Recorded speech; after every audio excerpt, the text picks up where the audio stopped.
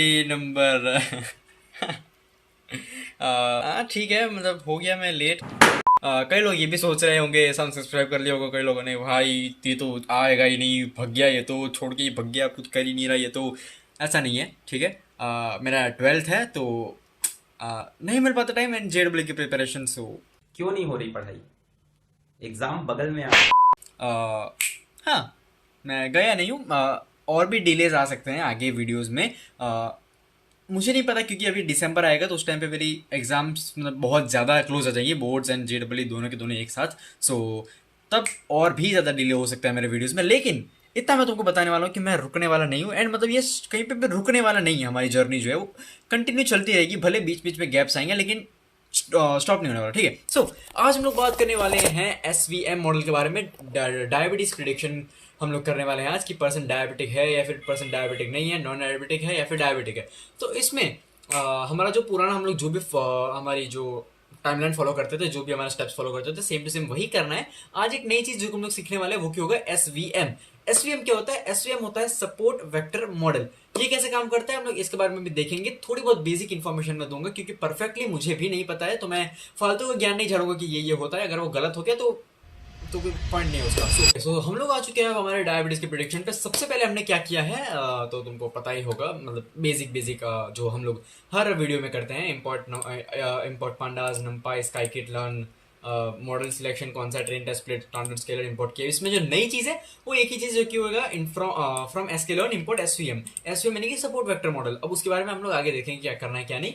तो यहाँ पे मैंने एक हमारा diabetes.csv की फाइल हमने डाउनलोड कर ली है। अगर तुमको डाउनलोड करनी है यही सेम फाइल जो मैंने यूज़ किया तो तुमको लिंक मिल जाएगी डिस्क्रिप्शन में, वहाँ से तुम लोग कर सकते हो, ठीक है। सो अब आता है, हमने हमारा डेटा को एक CSV पांडास के डेटा फ्रेम में कन्वर्ट कर दिया। उसके बाद हमने एक्स के अंदर हमारा जो हमारा डेटा है उसको स्टोर कर दिया, वाई के अंदर हमारा जो रिजल्ट है उसको स्टोर कर दिया। ये सब करने के बाद हम लोग नीचे जाते हैं, यहाँ पे ट्रेन टेस्ट स्प्लिट पे आ जाते हैं सीधा हम लोग। तो यहाँ पे मैंने एक क्या गलती की थी, ये जब मैं पूरा बना लिया तो मेरा प्रोडिक्शन नहीं हो रहा था, तो तब मैंने गलती क्या की थी उसके बारे में हम लोग आगे बात करेंगे। सबसे पहले हमने यहाँ पे ट्रेन टेस्ट स्प्लिट कर दिया। क्या किया, 4 वेरिएबल बना लिए, ट्रेन टेस्ट और ट्रेन टेस्ट एक्स के लिए वाई के लिए अलग अलग। हमने 80% इसका मतलब रेशियो रखा है, 80-20 का रेशियो रखा है। 80% हमारा जो होगा वो ट्रेनिंग डेटा होगा, 20% हमारा टेस्टिंग डेटा होगा। स्ट्रेटिफाई वाई मैंने पिछली वीडियो में बता रखा है। तो स्ट्रेटिफाई वाई हम लोग क्यों करते हैं, ताकि हमारा जो डेटा होगा वो इक्वल अमाउंट में आए, ताकि एक अमाउंट का डेटा ज़्यादा ना आ जाए और एक अमाउंट का डेटा जो होगा वो बहुत कम ना आ जाए। इसके लिए हम लोग स्ट्रेटिफाई वाई का इस्तेमाल करते हैं। अब आता है स्केलर, स्टैंडर्ड स्केलर। कभी मैं स्टैंडर्ड स्केल के बारे में मैं पहले बता चुका हूँ, पूरा मैथमेटिक्स सब कुछ एक्सप्लेन कर चुका हूँ कि ये कैसे काम करता है। इसके अंदर वो हमारा क्या बोलते हैं, मीन निकाला जाता है, हमारी original value minus mean divide by standard division हम लोग करते हैं। तो हमारी एक 0 से 1 के बीच में या फिर -1 से 1 के बीच में एक वैल्यू आ जाती है फिक्स। ये हम लोग इसलिए करते हैं ताकि हमारी रेंज फिक्स हो जाए, तो ऐसे ये काम करता है। उसके बाद हमने क्या किया है, उसके अंदर ट्रांसफॉर्म कर दिया है। हम लोग इसको अलग अलग तरीके से भी कर सकते हैं। इसके 2 फंक्शन आते हैं, स्केलर डॉट फिट करके भी कर सकते हैं हम लोग, या फिर हम लोग नॉर्मली भी कर सकते हैं स्केलर डॉट फिट ट्रांसफॉर्म करके। तो हमने यहाँ पे फिट ट्रांसफॉर्म कर दिया, यानी कि फिट वाला फंक्शन क्या करेगा, उसके अंदर हमारा जो ट्रेनिंग डेटा होगा वो डाल देगा। फिट कर दिया हमने। अब ट्रांसफॉर्म क्या करें, ट्रांसफॉर्म जो होगा हमारा वो फॉर्मूला लगा देगा। कौन सा formula, original minus mean upon standard division. इससे हमारा जो कन्वर्ट होगा वैल्यूज होगा वो कन्वर्ट हो जाएगा रेंज में, एक प्रॉपर रेंज में। अब हमने सबको प्रिंट कर दिया है, इसकी जरूरत नहीं है बट बता दिया, ठीक है। तो हम लोग यहाँ पे देखें तो हमारा टोटल 768 रोज हैं और 8 कॉलम्स हैं। ये आगे हमको काम आएगा तो उसके लिए मैंने बता दिया तुमको, ठीक है। तो हमने ट्रेन टेस्ट स्प्लिट कर दिया, ये सब कुछ कर दिया, चारों को प्रिंट कर दिया, देख लिया क्या क्या है क्या क्या नहीं। अब आता है क्लासीफायर, कौन सा, सपोर्ट। अब आती है हमारी मेन चीज, सपोर्ट वेक्टर मॉडल। ये क्या करता है, ये क्या होता है, कैसे काम करता है और कैसे मैथ्स इसका मैथमेटिकल काम होता है, वो सब लोग देखने वाले हैं। तो क्लासीफायर हमने एक वेरिएबल बना दिया है और वो क्या करेगा, SVM उसके अंदर हमने हमारा जो मॉडल है उसको इंपोर्ट कर दिया, यानी कि इनिशिएट कर दिया है। अब यहाँ पे फंक्शन होता है svm.svc kernel is equal to linear. ये क्या करता है, ये हमारे 3D प्लेन में एक हमारा प्लेन बना देता है। वो प्लेन क्या करता है, वो प्लेन जो होता है वो हमारे 2 ग्रुप्स को डिवाइड कर देता है। एक क्लोजेस्ट डिस्टेंस ऑफ अप्रोच होता है, उसके मार्जिन में एक दूसरे को डिवाइड कर देता है। ये कैसे होता है वो मैं तुमको यहाँ पे दिखा देता हूँ। यहाँ पे तुमको एक वीडियो चल जाएगा यहाँ पे, एक सेकंड रुको, तुमको मैं साथ साथ में एक्सप्लेन भी करता जाऊँ। देख सकते हो सपोर्ट वेक्टर मशीन क्या करता है, ये हमारे जो प्लॉट्स होते हैं उनको प्लॉट कर देता है। यहाँ पे हमारे दूसरे जो हमारे नंबर्स हैं उनको सबको प्लॉट कर देगा।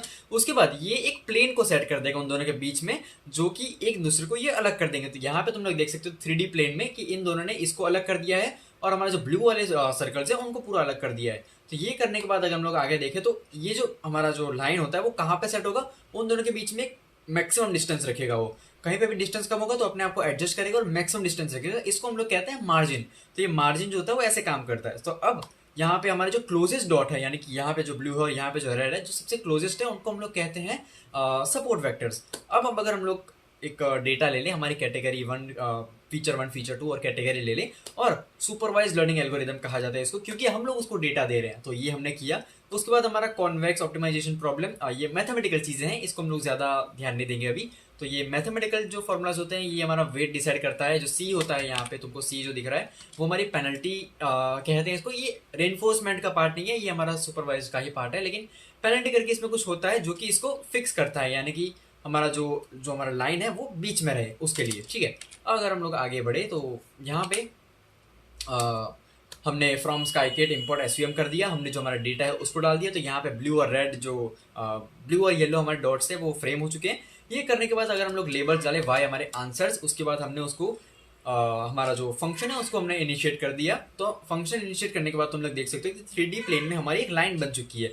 वो लाइन क्या करेगी, एक मार्जिन बना देगी और एक हाइपर प्लेन बना देगी जो कि डिवाइड कर रहा होगा हमारे क्लास 1 और क्लास 2 को। अब अगर ये 3D में हो रहा हो तब हम लोग क्या कर सकते हैं, तो उसके बारे में हम लोग आगे बताता हूँ तुमको, एक सेकंड। यहाँ पे तुम लोग क्या कर सकते हो, यहाँ पे कोई प्लेन बनने की पॉसिबिलिटी ही नहीं है अगर 2D में देखे तो इसके लिए हमको जाना पड़ेगा हायर डायमेंशन में। हायर डायमेंशन में क्या होगा, यहाँ पे इसमें हमारे जो रेड डॉट्स होंगे वो पूरा ऊपर हो जाएंगे और ब्लू डॉट्स होंगे जो पूरा नीचे हो जाएंगे। तो कुछ ऐसा कोन वाला सरफेस बन जाएगा। तो बीच से अब अगर हम लोग प्लेन पास करें तो ये हमारा हाइपर प्लेन बन जाएगा। और अगर यही चीज 3D में हो तो हम लोग उसको 4th डायमेंशन में लेके जाते हैं, उसमें हाइपर प्लेन बनता है 4 डायमेंशन में। अगर 4D पॉइंट्स हो हमारे तो उसमें 5th डायमेंशन में हाइपर प्लेन बनता है। तो ये मैथमेटिक्स का पार्ट है, इसमें हम लोग ज्यादा नहीं घुसने वाले हैं। सो ऐसा करके हमारा सपोर्ट वेक्टर मॉडल SVM ये काम करता है और हमारे जो क्लास होता है क्लास 1 क्लास 2 को डिवाइड करता है। अब जब हम लोग इसमें टेस्टिंग डेटा डालते हैं, हमने क्या किया, यहाँ पे हमने सबसे पहले प्रिडिक्ट क्या किया हमने क्लासीफायर, यानी कि हमारा जो SVM मॉडल है उसके अंदर प्रिडिक्ट किया एक्स ट्रेन को।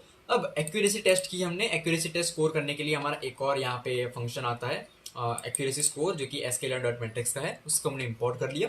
उसके बाद हम लोग यहाँ पे नीचे जाते हैं और यहाँ पे एक्यूरेसी उसकी टेस्ट करते हैं। तो यहाँ पे तुम एक्यूरेसी देख सकते हो, एक्यूरेसी ऑफ ट्रेनिंग डेटा हमारे 78% है। अब उसको हम लोग ने टेस्टिंग डेटा के लिए डाला तो उसमें 75% आ गई। तो 75% की जो हमारी एक्यूरेसी जो होती है वो अच्छी मानी जाती है।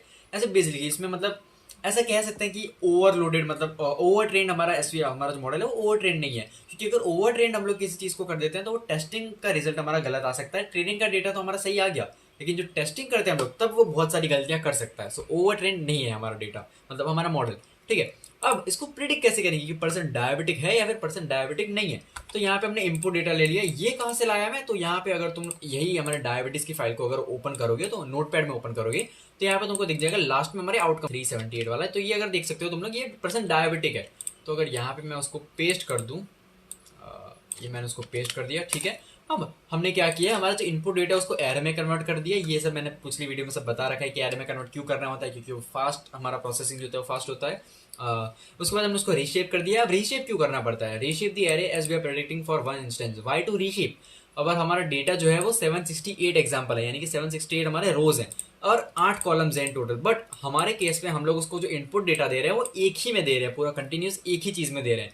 तो इसलिए हमको इसको रीशेप करना पड़ता है ताकि वो 1 से लेकर -1 तक पूरा देखे, वरना वो पूरा नहीं देखता और हमारा जो डेटा यानी कि हमारा जो आंसर आता है वो परफेक्ट नहीं आता। इसलिए हम लोग ये हमारा जो रीशेप होता है वो करना पड़ता है। अब सबसे इम्पोर्टेंट थिंग, हमारा जो डेटा है ये हमने जो डेटा डाला है वो हमारी अलग रेंज है। बट हमने जो हमारा जो मॉडल ट्रेन किया था उसके अंदर हमने स्टैंडर्डाइज डेटा डाला था, यानी कि -1 से 1 के बीच में जो डेटा आता है, हमने रेंज को ऐसे कंप्रेस करने के बाद वो डेटा को ट्रेन किया था। तो हमको हमारा जो इनपुट होगा उसको भी हमको कंप्रेस करने के बाद डालना पड़ेगा, वरना इसमें जो आंसर होगा वो हमारा परफेक्ट आंसर नहीं आएगा। क्योंकि हमने जो मॉडल बनाया है वो -1 से 1 की रेंज के लिए बनाया है, मतलब उसके हिसाब से वो प्रेडिक्शन करेगा। हमने यहाँ पे क्या किया, इसको एरे में कन्वर्ट कर दिया, उसको रीशेप कर दिया। रीशेप करने के बाद हमने एक स्टैंडर्ड डेटा करके एक वेरिएबल बना दिया, उसके अंदर हमने इसको ट्रांसफॉर्म कर दिया। हमने पहले इनिशिएट कर रखा था, फिट कर रखा था, बस इसमें हमने इसको ट्रांसफॉर्म कर दिया। ट्रांसफॉर्म करने के बाद हमारा जो आता है वो आंसर जो होता है वो 1 से -1 के बीच में हमारी रेंज कंप्रेस हो जाएगी। अब हमने इसको देखा तो ये कुछ ऐसा आ जाएगा। अब हम लोग इसको हमारे डेटा में डाल सकते हैं, यानी कि प्रिडिक्शन में डाल सकते हैं। अब हमने प्रिडिक्ट कर दिया स्टैंडर्ड डेटा को। स्टैंडर्ड डेटा यानी कि हमारा जो ट्रांसफॉर्म डेटा है वो, उसको प्रिडिक्ट करने के बाद अगर हम लोग यहाँ पे हमारा आंसर देखें तो इसको हमने रन कर दिया।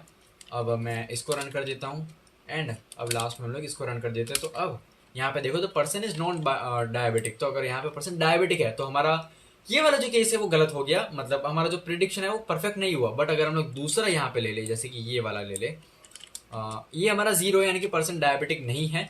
तो अब अगर हम लोग इसको पेस्ट करें और देखें रन, इसको रन किया, इसको रन किया, इसको रन किया, इसको रन किया, तो पर्सन इज नॉन डायबिटिक, इस बार हमारा जो होगा वो सही हो गया। तो हम लोग एक और एग्जांपल ले लेते हैं, कुछ रैंडम ये वाला ले लेते हैं। यहाँ पे हमारा पर्सन जो है वो डायबिटिक है। अब हम लोग इसको यहाँ पे पुट करें, हमारे जो डेटा है उसको रन करें और हमारा मॉडल जो आ जाएगा तो हमारा आंसर आ जाएगा तो पर्सन इज डायबिटिक, यानी कि पर्सन डायबिटिक है। 100% एक्यूरेट नहीं है हमारा मॉडल 75% एक्यूरेट है, तो उसके हिसाब से आंसर हमारा मॉडल जो होगा वो देगा। सो ऐसे करके हमारा एसवीएम मॉडल जो होता है वो काम करता है एंड हम लोग प्रिडिक्ट करते हैं कि डायबिटीज पर्सन को है या फिर नहीं है। एंड ये हमारा मैथमेटिकल पार्ट भी आ जाता है इसमें एसवीएम के अंदर, बैक एंड में।